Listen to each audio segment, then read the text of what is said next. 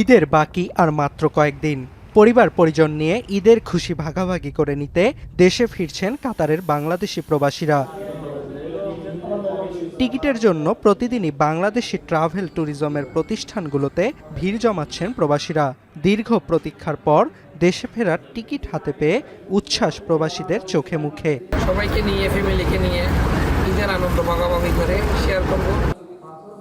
এরই মধ্যে বাংলাদেশ বিমানের বেশিরভাগ টিকিট বিক্রি হয়ে গেছে বলে জানিয়েছেন বিমানের কান্ট্রি ম্যানেজার।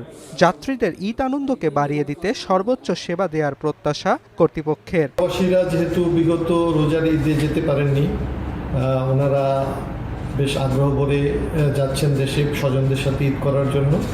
আমরাও আমাদের আপ্রাণ চেষ্টা করছি আমরা যাতে তাদেরকে সুন্দর একটা সেবা দিতে পারি।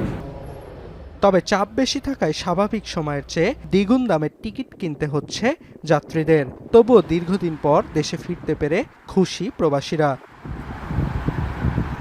এখন কাতার।